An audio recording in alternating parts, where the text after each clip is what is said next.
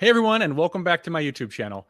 Today we're going to cover a topic that a lot of engineers struggle with, which is how do you transition from individual contributor into a senior engineering role or a leadership role, as well as how to determine which path is right for you and what's the difference between the two.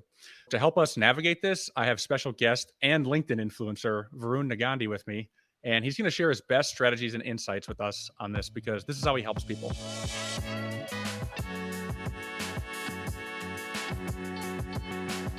Varun, would you mind introducing yourself? Sure. Hey, everybody. I'm Varun Negandhi. I am an automotive engineer and I have a side business called Beyond Grad where I help immigrants boost their income with intention using three tracks: getting promoted at work, landing a step up job, and then earning on the side. I'm excited to be here today and chat with my friend Doug. I'm excited to have you here. We've met a few months ago.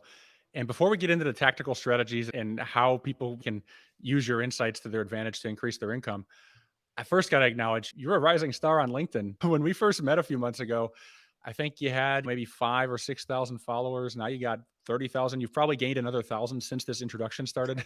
I just want to hear what's going on. What's the secret to your success on LinkedIn? What's going on? Yeah, I started doing LinkedIn regularly from the start of this year, January. And then over the first 5 months, I put out a post daily and I can't got like 5,000 followers. And I think that's where we met, like somewhere around 3,000, 5,000. We were neck and neck when we met, and you've left me in the dust. I think to your point, what switched in me was I was starting to get frustrated because I thought I had great things to say, but I was not reaching as many people as I thought the content should reach. One thing that I did, which was I reverse engineered all the best creators. Hmm. Because from coming from an engineering background, what we do during research is we look at, okay, what's everything out there and find innovative solutions using that research that's already out there. So I created an Excel sheet, put down all the creators that I knew that were doing really well, and just started to reverse engineer the posts that they had, which were very popular. And then how can I bring my expertise, my angle, my experience to it so that I'm also speaking with the templates and the systems that I have. And that I think looking at which ideas were gaining traction and then putting my angle to it was what propelled me from like the 5,000 followers I had to the 30,000 that I have today. I love hearing how engineers use their engineering skills to conquer different things that aren't related to engineering. I think the best advice one of my early mentors in my career told me in engineering, he told me college doesn't teach you how to be an engineer, it teaches you how to think like an engineer and just solve problems. You just see the world a different way. You're living proof of that when you say you didn't just go into LinkedIn, I'll just see what happened. You went in with intention, you observed, you did your research, basically did the scientific theory process and evaluating to perfect it. I think it's so cool to hear that. Yeah, because was seeing that there was a system that is working. I didn't have that system. Okay, what's that gap? And I started to fill that gap in. And sure, I am a creator who has a side business helping other immigrants. So it is important for me to get in front of people who are in my target audience. But all of us at this point trying to create a personal brand want to make sure that we are talking about things that people want to hear about. So Yeah. one switch that is you want to give people what they want and then give them what they need. I'm not saying I've figured out the exact puzzle of what people want because I think it's such a complex puzzle to solve. But these different posts are at least giving me some data point as to, okay, this is working. People like to hear an interview advice in this format. People like to hear promotion advice in a different format. And coming back to personal brand, every person right now is trying to build one, whether they don't want to be a creator or want to be a creator. I think Yeah. it is great to get inbound job offers as a creator on LinkedIn who's not really looking to get any side business going, but is just trying to share what they know and the credibility of what they know. Because I think the credibility part is where a lot of the benefit is on creating.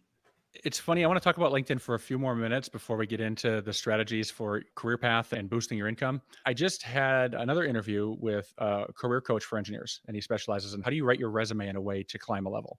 A lot of what he teaches is LinkedIn too, how to just basically overhaul your LinkedIn profile to be more marketable for a Yeah. roll up. That episode is my interview with Nader Malawi, if you're interested and you're watching.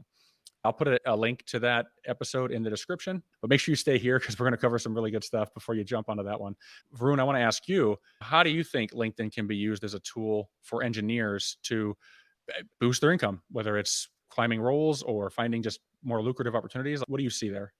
The one thing that I've learned from entrepreneurs is that they are trying to solve a problem and they understand very keenly what the pain, hopes, fears, and dreams are of their target audience. What LinkedIn helps you do is to test that for even a job search process. For example, I know my customer, if I am in the market to get a job, is a hiring manager or a recruiter for that particular company. They are my target market, they are my customer. I need to get into the mindset of an entrepreneur and see what are their hopes, fears, and dreams. If Hmm. I can figure that out, then I can start to position my product in a way that it can help them. So I'm an engineer, an automotive engineer, for example. I can use my simulation skills, I can use my testing and validation skills, and then now position it in terms that they can understand, or not just understand, but they get influenced by, they get impressed by. Yeah. So taking that entrepreneurial mindset and then positioning it with your communication skills is a great practice to start in LinkedIn. Now you get real feedback from either peers who are in your space or other hiring managers, other recruiters can look at that. And if you start to get more people coming to you and saying, oh, are you interested in this kind of a job, in that kind of a job? Once you start getting headhunted, you also start to realize that, oh, this thing worked. If more people liked it or more people commented, you know that, okay, if I position my skills in this way, it's generating some interest. So taking LinkedIn and then positioning your expertise is a great way to showcase credibility. Now, I have a feeling we might hover around that topic on and off as we continue, but I don't want to make the listeners wait anymore. Why don't we just start? We're talking about increasing your income. Obviously, that means career advancement or shifting to another company that maybe pays better or a different region or maybe a different, slightly different market. Let's just start with this idea of a career path. Back when I was an engineering manager and a director, a lot of engineers, when I would have that first discussion with them about where do you want your career to go, uh, it was like a black box to them. I can't picture beyond what I'm doing. What Mhm. is the next step?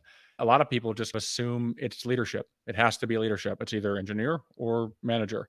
There's so many misconceptions around that. So I guess I'd like you to just start with what do you say to someone who's asking that question? In the first few years of my career, what are my options? Where do I go? How do I know what's right for me? I was in that shoes. I Oh, was yeah. somebody who was trying to figure out what's the path that I should take.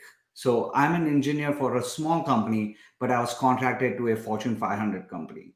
That has some advantage in what I'm going to share, and I'll get to it. At some point, I was doing a lot of simulation work. Think about it as being somewhere in the research and development phase. Okay. And I was like, okay, I know what this is. I figured it out. I know how to be a master of this. Now, what are my paths ahead?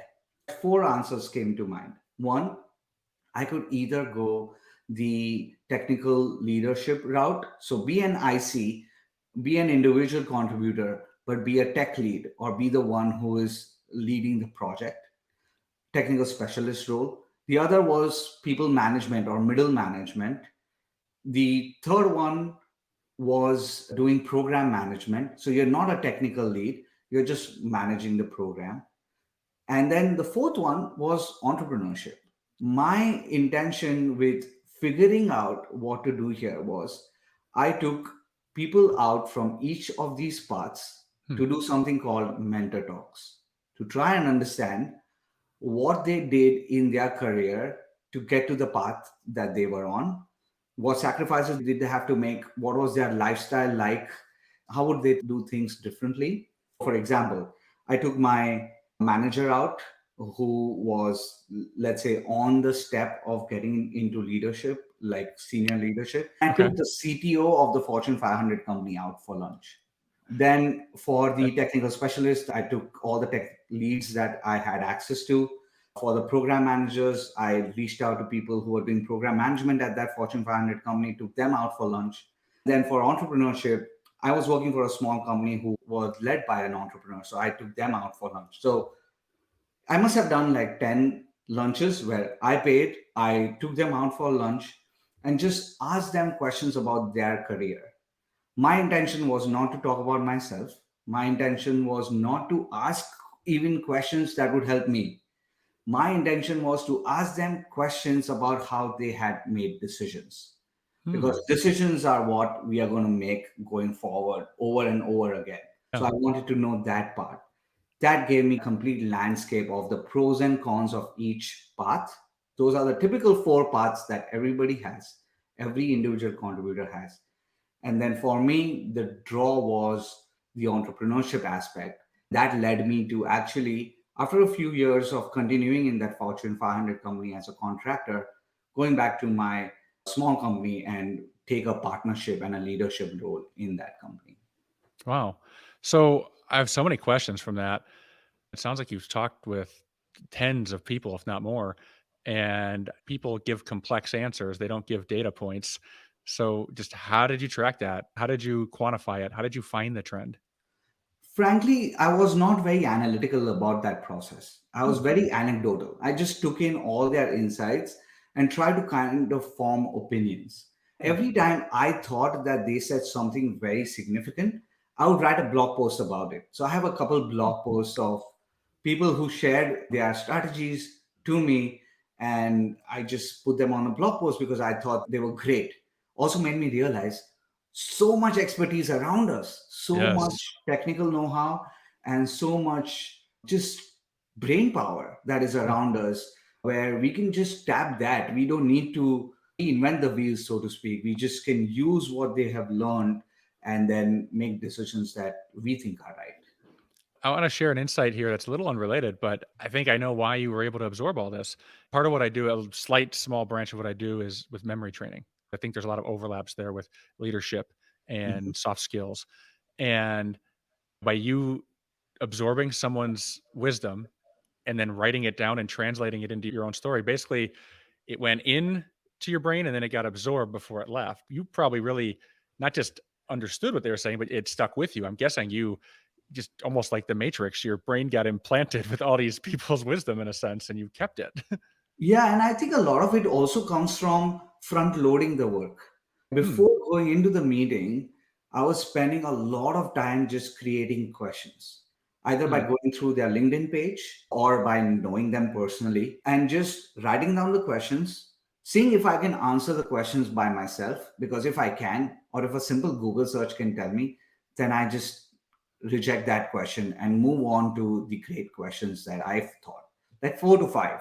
I think what that helped me do is because I had already negated all the cliches of all the questions that I had asked. So when they were really giving me the nuggets or that personal experience, I was hooked onto it because now I could really see that this is not cliche advice. I'm gonna make you blush here, but obviously you've had a lot of success in your engineering career, and you have a side entrepreneur business that you're running, and you're having a lot of success on LinkedIn. I've met with more engineers that I can count, hundreds of engineers, maybe thousands. One thing I noticed that's very different about you than the typical engineer, whatever that means, is you're very people curious. You're Mm. very interested in what makes this person tick. You want to listen more than you talk and learn more than you share. I think that's just really interesting because I think a lot of engineers, we tend to be introverted and we tend to just stay within and not reach out. I think that holds us back from gaining more wisdom because the fastest way to learn is by connecting with people versus reading a book. So I just want to ask, do you agree with that assessment of you? And do you think it's had a big impact on your success? I appreciate you saying that. And yes, I'm very curious about motivations of people, again, coming from that entrepreneurial side of things as to, okay, this is my customer. Let me understand my customer really. I appreciate you saying that. I think the introverted part that most of us engineers feel, I think, is in my mind, a very limiting belief. So, what I mean by that is, because I want to dig deep into this, is that we are all on the spectrum of introvert to extrovert. We are all on it. Also, at different times, we are at different level of that spectrum. I Mm-hmm. think what we engineers, because we are analytical, data oriented, I think are biased more towards the introvert side. But I think I felt I was an introvert, or didn't really take anybody out for lunch, or didn't really do any kind of a relationship building activity because I didn't really know that was possible. A lot of times I think we slide ourselves on that spectrum without knowing what is possible, or without even pushing ourselves to think about, okay, how can I move just a little bit on the right Yeah. towards the extrovertism, just a little bit, and just developing these frameworks such as the mentor talks, asking the right questions, and investing in personal development courses from which all of these frameworks eventually come from, that taught me things that I didn't even know existed, and that helped me get more out of my shell, especially as an immigrant in a new country. You hit on a really good point there. And just to share, you basically said you put a label on yourself and then it becomes a limiting belief. Oh, I'm an introvert or whatever. You call yourself something and then that automatically means to yourself, I can't do that thing. I can't do this thing. I can't change. It sounds like you've recognized that we have limiting beliefs. And I guess I'd like you to expand on that. Do you feel like that's part of advancing in your career? Because I see some overlaps too with people just, I couldn't do that. I couldn't approach that person. I couldn't be in that meeting. Share your insights on that, please. I think I paid to be lucky. Here's what I mean by that. I paid enough or invested enough in personal development courses to really know what I didn't know, that this is available to me. Top performers find jobs without having to apply online. Performers get promoted without having to hobnob or play dirty politics or stuff like that. I invested in enough courses that taught me things that I was just lucky to learn. I wouldn't say that I was intentional in decoding my limiting beliefs and then working on them. I was not intentional. I just happened to take that one small step of investing in one personal development course from a person that we know, Ramit Sethi, that Love opened Ramit. the can of worms into investing multiple courses. I wrote a post about this. I've invested something like $29,000 in the last 5 years just on entrepreneurship and personal development courses. That is what actually propelled me to do a lot of these activities, because as an Indian, as somebody who's money minded or maths focused, I always wanted to get an ROI on my investment. The only Mhm. way to do that was to take action. That cycle is what I think contributed to a lot of the success. If I say I was very intentional about it, I would be lying. Everything you're saying just makes me want to ask a dozen more questions, and I promise we're going to get into the tactical strategies here. But you hit on something that I know a lot of engineers struggle with, which is we have ROI based minds and decision making. Personal growth and development, it's hard to quantify on the front end. Afterwards, flash forward 3 years after you've went to college or taking a course or whatever, then it's easy to be like, oh yeah, I got in this position and I made 20% more in my salary because of these skills. But it's hard to see that on the front end. So, how did you approach that? How did you conquer that ROI mind thinking with something that's hard to quantify? Frankly, I didn't conquer it. I think that led me into like really investing into courses that I thought would increase the ROI of my investment. Which is why I think the first few courses that I invested in were trying to get a better job or trying to start a freelancing income on the side. I was always paying with the potential of earning more. The inadvertent effect of that was these creators or these entrepreneurs, these coaches talked about mindset so much in those courses that led me to then purchase softer skills products like Success Triggers is probably an example, which is all about different triggers for success. Then there's communication courses that I bought. Then there are even photography courses that I bought. Then now the ROI is not that clear. I'm not a personal photographer. But again, the ROI mind led me to invest in some courses. The mindset in that courses led me to expand my mindset to all these different things where even if it was not clear what the ROI is, I was investing because I knew I would make something out of it. I think that's an awesome approach because it looked like you're approaching it for more than dollars, not just what dollar, but it's what value is it, like just quality of life, these abstract things. You gave that some equal weight in the equation, right? Later on, yes. Yeah. Later on, yes. For when I was beginning, when I was starting out, it was very focused on, if I'm investing $1,000, is this going to help me make $2,000? I think So, even that is something that people don't make that investment. They try to put into stock, they try to put into a real estate, which is all well and good. But I think when we don't have enough capital, the $1,000 invested in myself is going to be worth a lot more than $1,000 invested even in an index fund. The $1,000, the limited capital at the beginning, I think when invested in yourself, is worth a lot more than any of the other investment vehicles that we may have. I agree. It pains me to see so many engineers kind of struggle to take action because okay, I can't quantify this ROI on this move, whether it's taking a course or a program or it's time, 10 hours to read this book. I don't know if it's worth the time. So, if for you guys watching, if you struggle with this, I actually have an episode called How to Quantify the ROI on Personal Growth in Yourself and Investing in Yourself. It's a different framework for kind of quantifying things that are intangible and abstract. I'll put a link to that in the episode description if you want to check that out. That is awesome. Let's get into the meat and potatoes of this interview here. Now, I'm dying to know this too. Let's get into it. I think you've told me that you have these cardinal points for figuring out your career path and whatnot. So let's dive into that. Explain what that is and just tell me what I need to know. I think the biggest invisible scripts we have with promotion are all related to technical skills for some reason. It's either I have so much good technical skills, I should be noticed and get promoted, or I'm missing this technical skill, I'm missing that technical skill, and I should just learn more about it, get a new certification. Maybe that helps me get promoted, not just from an individual contributor to a technical lead or people manager role. Even within the ranks of individual contributors, I think a lot more people focus on technical skills, Hmm. where I had to come in and see that technical skills are table stakes. Everybody has that. Hmm. Yes, it's like playing poker, and if you are the dealer, you're going to put a big blind in. That's Yeah. technical skills because everybody has that to some varied extent.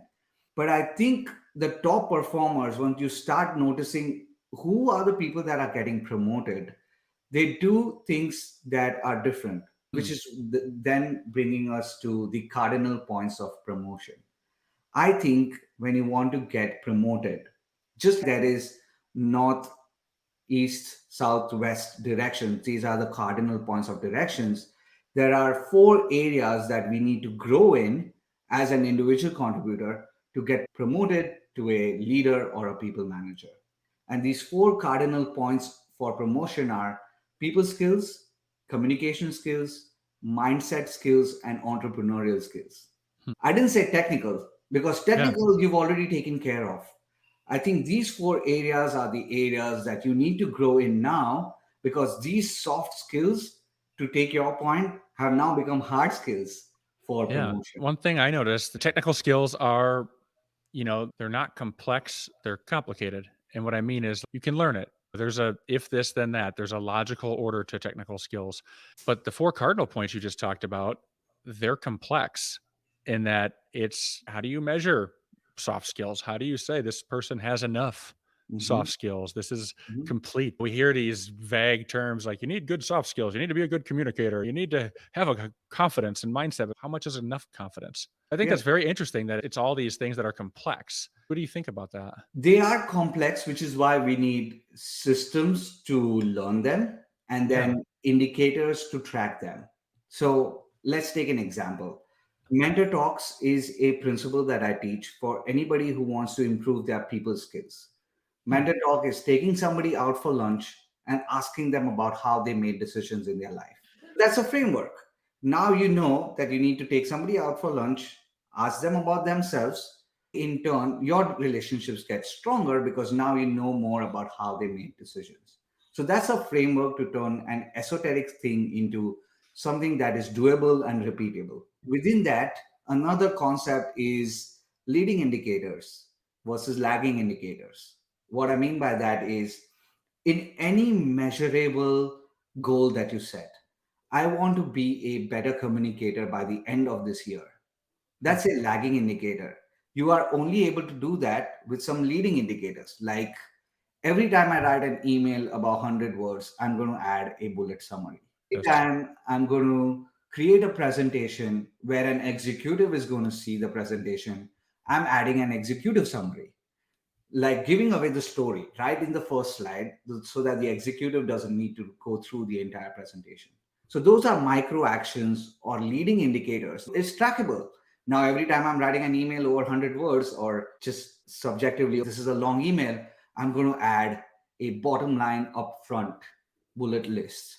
Anytime I have a presentation, I'm going to add an executive summary. So micro actions and systems can help make this esoteric thing, the four cardinal points, into something that is repeatable, trackable, and doable. That makes a lot of sense because I teach leadership skills to engineers, and that's where I come from is the same mindset. It's how do you quantify the unquantifiable and how do you turn these things into I don't use the same terminology you said, but you said leading indicators. I think that's such a great way of putting it. We always say these vague things like I want to be better. When you don't quantify it, you can't measure it and you can't do it.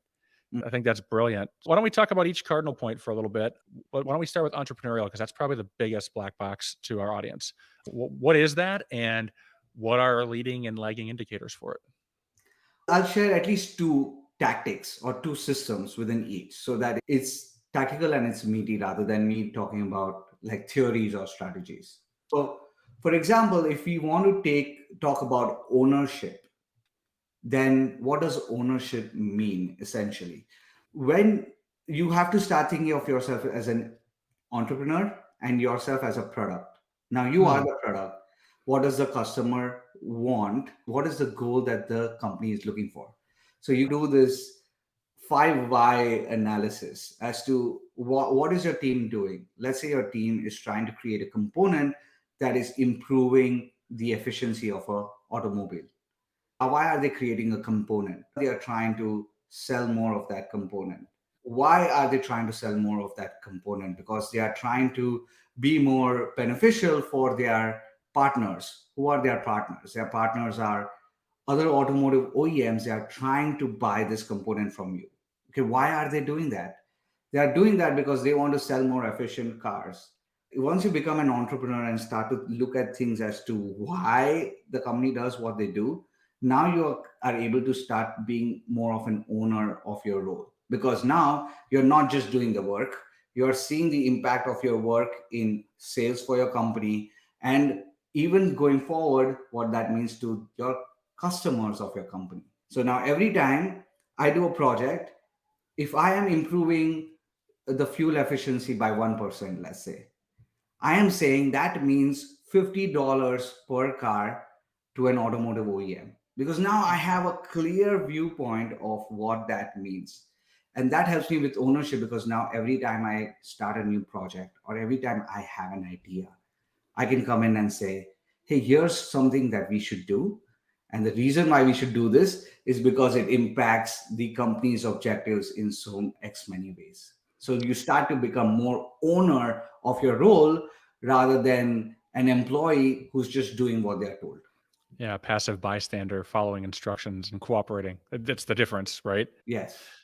I want to point something out just to make sure everyone understands what you said because I think I'm getting it. This is a Yeah. technique I call empathic listening to make sure Yeah. I got it.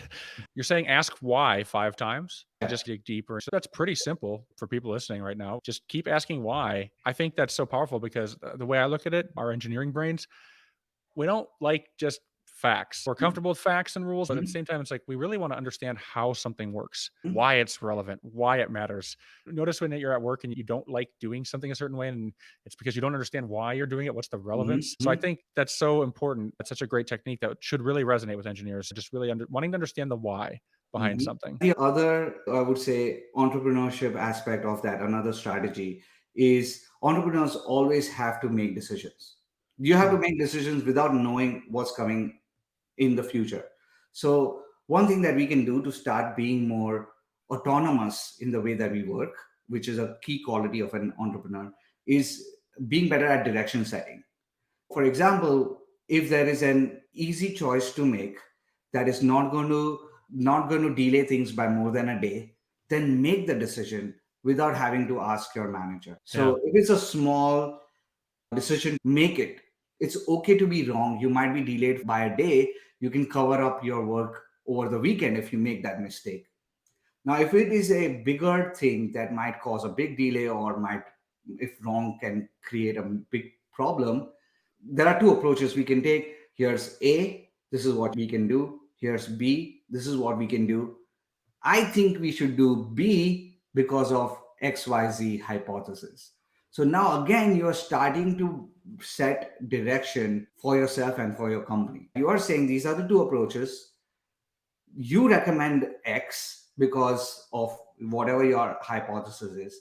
Then you take it to your leadership and let them take the final call. But again, you're Yeah. starting to show a lot more initiative, a lot more autonomy of the way that you work with. So another tactic to come under the umbrella of being an entrepreneur at work. You're saying it's a spectrum, but there's more or less two types of decisions. There's the ones that aren't that impactful, and not in a bad way. They're not going to save the world and they're not going to wreck the world. Those ones, don't let those fester any longer than they need to. Make the decision within a day of being prompted to make that decision. Don't spend 8 hours trying to figure out what to watch on Netflix. I mean, that's simple teasing, but that's a dumb decision. Pick what you're going to watch. You can always redirect later on. But then on the other hand, you're saying these bigger decisions, give those more weight. Those are what you should spend more time thinking of, and go through the approval channels and make sure you're getting the right people involved. Yep. The entrepreneur cannot wait 5 months to make a small decision about software. Just make a decision and move on.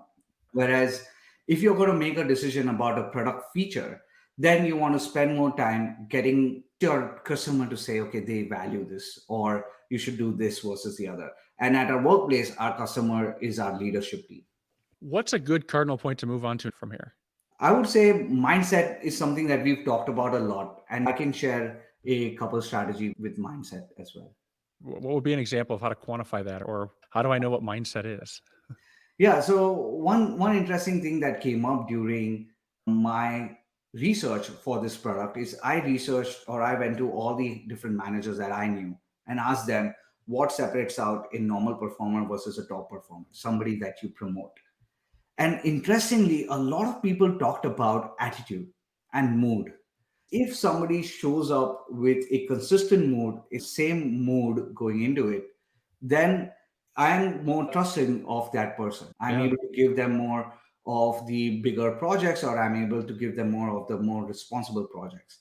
Mood and attitude was very interesting in this, and I'll share a couple tactics. So, for attitude, there's a psychological concept called a locus of control. People who have internal locus of control think that they are the ones doing things. People who have an external locus of control think that things happen to them. For example, if somebody has an external locus of control, they'll be like, I'm waiting on so and so, and I am not getting the right answer from them, or things are not moving along. Whereas the person with an internal locus of control will say, there is a delay in this project. Here is how I am trying to solve it. So that shift in attitude between whether you have an internal locus of control or external locus of control, the shift in attitude is seen very favorably by people in decision making power, because they are saying that, okay, this person is making things happen versus Yeah. letting things happen to them. So that's the attitude part. The mood part is we are all on something or a concept called mood elevator. There's a great book on it, and I don't remember the person, but I'll give you the information and you can put it in the show notes. Check the description if you want to check this book out. It's basically that you are coming into work at a certain mood, at a certain level of that elevator. And it starts with the lower floors where you're not being creative, where you are frustrated, where you are irritated. And that impacts the work that we do. If you're coming in higher, where you are joyful, you are open to ideas, you are open to creative thoughts, then you are doing better work on that day. I'm not saying that everybody should show up on that high floor every day, but I just like the concept of this mood elevator, knowing that okay, I can put myself somewhere along this elevator every day. And if Yeah. I feel that I am in that negative floors where it's impacting my work, then you can do a state change, go out for a walk or listen to some music that you like, whatever state change may be, to see if you can come up a few floors. So just Yeah. that ability to know that, okay, there is a mood elevator, there are positive moods, negative moods, where am I at? And then obviously things like meditation and state change and all that helps to rise up the floors of the mood elevator. This is probably something that you're getting at here, but my biggest takeaway is you are in control of you. Some people don't look at it that way, but you're saying you look at it like I can't control my mood or I am in control of my mood. And it's important to realize that because think about you for the audience here.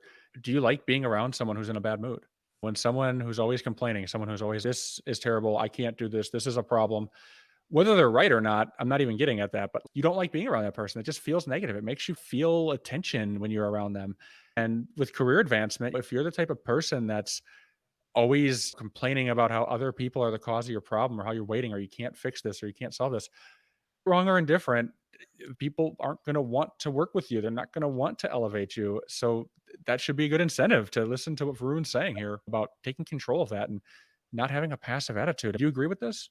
I completely agree with it. People are promoting people. If I'm not going to like working with somebody, especially when shit hits a fan and they have a bad attitude about it, then why would I promote them? I have seen people get promoted because of longevity in their career, but they never get like the group that is the biggest moving group of that company. They never get the business unit that is the most important business unit. Not only are you trying to accelerate your promotion through the company, you're trying to make sure that you end up in a business unit that is performing well and then your job is valued and you're not just getting promoted for the sake of seniority.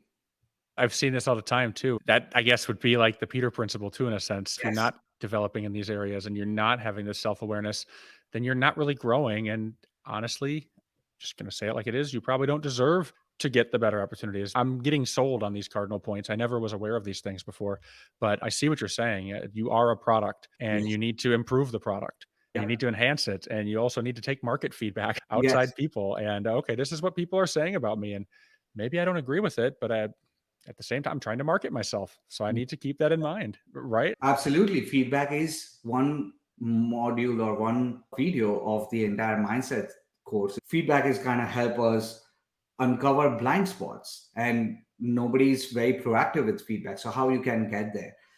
We can talk about this for many hours, but yes, each of these cardinal points has frameworks and systems. Even if you just start researching online as to how I can improve X, you will start getting some different systems out there that you can start implementing.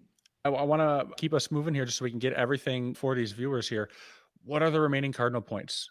So the remaining cardinal points are people skills and communication skills. In people skills, we've already talked about mentor talks. We've Mhm. already talked about uncovering or discovering motivations of your leadership team. So by doing the hopes, fears, dreams kind of analysis. And you do that by asking them questions during this mentor talks. So let's skip on that people skills because we've already covered that. I think the last one is communication skills. And I Okay. think the biggest one in that is talking to the audience in a way that speaks to them. So I'll give you an example of that. In this Fortune 500 company, I was about to give a big presentation in front of a lot of people from a lot of different business units and divisions within the company. To make sure that I was on track, we had set like mock presentations. I gave one mock presentation attended widely by 15, 20 people within my group. The CTO of the company was part of that group as well. After a while, the CTO came to my desk and he gave me a strategy of creating presentations. He said, on one column, write about everything that you want to share in this presentation. And on the other column, write everything that the people care about from Hmm. being part of the audience. Once you have written those two things down, scratch the first column completely and write and create a presentation for the Yeah. second. That insight was so crucial because I can look at my slides and now say, will the people care about this or not? Or people care about this or not? Because I think as engineers, we want to be thorough, we want to be complete. Whereas it doesn't matter. The people in the audience, everybody has different motivations. If it's a marketing team, they are looking into saying, how can I market this product based on the information that is being shared? What is the quantitative benefit? What is the qualitative benefit? That's all they care about. They don't care about all the technicalities inside it. They especially don't care about acronyms that they don't understand. It's obvious what your working team cares about. But Hmm. then what about lateral working teams? All they care about is, why is this project cool? Why is this project innovative? What is something from the working systems or the workflow that I can model in my project? Hmm. That's all they care about. Now, the executive, all they care about is, how can I boost this result within my peer group, within my customers? How is this aligning with the company goals so that I know that this project is in line with what we want to do? Yeah. So everybody is caring about different things. Nobody is really caring about the in depth technicalities. All they want to hear is like a synopsis of the story rather than us showing the entire story to them. The big thing I'm hearing, people care about what they care about, and they don't necessarily care about what you care about unless it's coincidence. They don't care about it just because you care about it. And we tend to just think in things of, I'm going to explain why I think this is important and why I think this matters. And that's where we lose people. If we did this whole episode about what we thought was important, people would have tuned out by now. Maybe they did. I don't know. We try to put content out there that we think people will want to hear. And it's the same thing you're saying. Yeah, exactly. And I think our egos are still involved in that. It is our work. So if we be even egotistical, we want more people to learn more about our work rather than just share it like we want to share it. It is our work, is how we present it, it matters. Just to give a one-on-one example of this for people, because like you gave a big picture, you're giving a presentation to the marketing team, but a lot of people watching this aren't in those type of roles. But maybe a more grounded example is, how do you win over your boss? If you're not someone who's naturally good at reading people, just try to think, what are the things my boss is asking me about? With all the interactions I have with my boss that are about work, what are they asking me for? They're probably not asking about the hows or the specifics. They're probably asking, like, where are you at with this project? When are you going to be done? Where are you stuck? That means they value things moving, things getting done. When you're giving an update to your boss, you should be talking about those three things then. When am I going to be done? Where am I stuck? And how can I get unstuck? Talk in terms of their interest. It's basically making momentum in your favor. It makes it easier for the other person to want to listen versus losing them. Are we on the same page with this? Absolutely. And you're basically giving them what they want and Yes. then giving them what they need. Again, coming back to where we started with this in terms of LinkedIn, and it's very similar here as well, giving them what they want, which is, like you said, where are we on this project? Is it on time? Where are you stuck? How are you trying to solve it? And when do you expect things to move on? And that's a simple status email in every week. The one thing that we talk about in the course is, every week, just write a status email to your boss, highlighting the big things, and set the expectation from your boss that you don't need to reply to this email unless you want me to change something about what I have talked about. So Yeah. again, thinking about where they are busy, they have other people that they are also trying to manage. Give them what they want and get out of their way. Yeah, exactly. Give them what they want. That's what it all boils down to. To wrap up this episode, how can people use the cardinal points to advance their career in a high level? That's great. Thanks for asking that question, because what I preach is just introduce the system with your manager. I think getting promotions, right, is like dating somebody. A lot of times you are flirting with the fact that you want a promotion without ever asking for it or laying the foundation Mm, for it. You're yeah. never asking somebody for a commitment and just expecting that they will say, "Oh, yes, I want to move in with you tomorrow." So, promotion or the path to promotion starts with having that difficult conversation. Mm, And the way that I help people do that is by, again, giving a system, because I think a system helps people take action. The system in this case is that you tell your senior leadership, maybe your manager or even your skip leadership, that you are trying to get promoted to X in the future.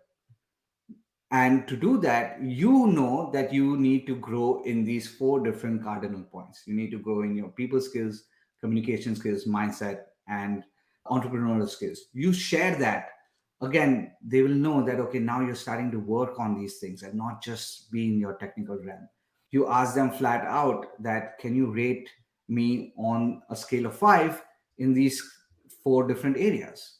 Find whichever area that you are ranked lowest in, and based on all the insights that I have shared or that you can find online or within this promotion fast track course, look at that and see what systems I can use, and then start tracking that with your manager. So that is just setting the stage. And then down the line, you can plant the seed, you can nurture the seed, and I have different strategies for that. That's super insightful. My last question that I've been dying to ask this whole time is, tell us about this course. And for anyone who's interested in learning about this course that you're offering, how can they find it? Absolutely. This course is called the Promotion Fast Track for Immigrant Professionals. I specifically made this course for immigrant professionals because that's what I am. And we have a lot more invisible scripts coming into this with promotion and stuff like that. You can find it on beyondgrad.com. And I think a lot of engineers also feel like immigrants because we are analytical, we are a little bit of an introvert, and we feel that we should be recognized, Hmm. but it doesn't work that way. And my entire course is based on how you can get that promotion and go after that promotion. This is super valuable. I'm not an immigrant, but I wish I had a course like that early in my career because nobody spelled this stuff out for me. And I could see the value in this, and I can see how this is going to help a lot of people basically accelerate and move faster because they're not waiting for the lucky chance that they have a good boss to spell these things out for them, which unfortunately that doesn't happen for most people. It's been a blast. I really appreciate you sharing all these insights. Varun, my last question: what's the best way for people to get in touch with you if they want to reach out to you? The best way to get in touch with me is from LinkedIn. You can find me on Varun Negandhi, and I think nobody's named that, so I think I should be one of the first few people. If not on LinkedIn, the best way I would say is to probably become a subscriber to my newsletter and just reply to an email that I send, because it goes directly to me and I'm responding to all the emails that I get. Excellent. So I'll make sure to put a link for you guys watching. I'll put a link to Varun's program, his LinkedIn, and his newsletter in the episode description. So if you want to get in touch with Varun, please do. He's a wealth of knowledge and he can help you out. It's been a pleasure chatting with you, Varun, and I really appreciate you coming on and sharing all these insights. Thank you so much. It was a pleasure. Before we go, for you guys watching, Varun hit on a great point at the end, getting comfortable with having difficult conversations. That's a very important part of this.